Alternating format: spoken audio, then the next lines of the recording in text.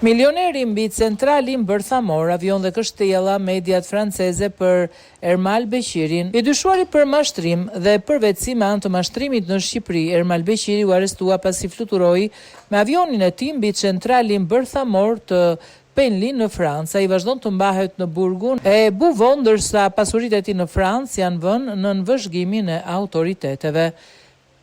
Paris, Normandia. Ti nuk na merr kur në telefon, përveç rasteve kur është jetim. Çdo fëmijë e ka dëgjuar të paktën një herë këtë fjali nga nëna e tij.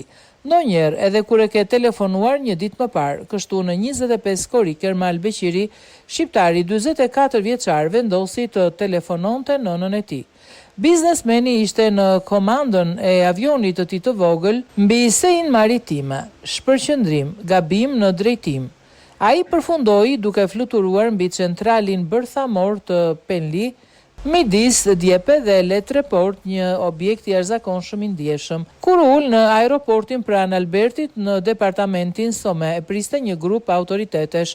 Ai u arrestua, ju paraqit prokurorit në 27 korrik, u gjykua në Amiens në përfluturim të pa autorizuar mbi një objekt bërthamor në kuadër të procedurës së pranimit fajit. U dënua me një gjob prej 7.000 eurosh, diçka që për këtë njeri i përshkruar si milioner konsiderohet pothuajse një incident i vogël. Megjithatë që nga ajo ditë ai nuk është liruar më. Ndërsa ende shoqërohej nga xhandarët, shqiptari i dërgoi Francës një kërkesë për ekstradimin e tij. Ai kërkohet në vendin e tij të lindjes për vepra që lidhen me mashtrim dhe përvetësim të organizuar. Dyshohet se ka pasur rol në një skandal të madh korrupsioni të lidhur me tendera të manipuluar me shumë qari në miliona euro. Prokuroria Speciale kundër korrupsionit.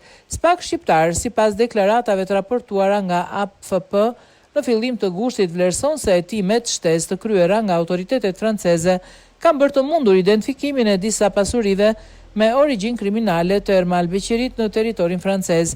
Prokuroria shqiptare përmend veçanërisht llogari bankare dhe një shumë totale mbi 2 milion euro, 2 apartamente, një avion privat turistik, automjete si dhe një kështjell në departamentin Ois në veri të Francës me një vlerë të blerjes rreth 2.6 milion euro.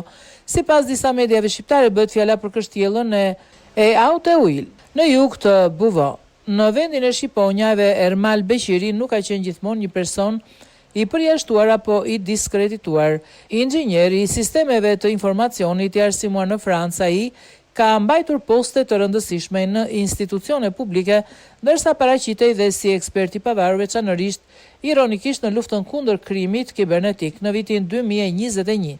Ai bleu kompanin Soft Solution, të cilën më pas e zhvilloi në tregun shqiptar të teknologjisë informacionit. Në profilin e tij në LinkedIn, ai shfaq një fotografi në shoqërinë e presidentit Emmanuel Macron, që me sa duket është bërë në maj 2025 gjatë një vizite zyrtare të presidentit francez në Shqipëri. Ka ardhur në Francë në moshën 16 vjeç.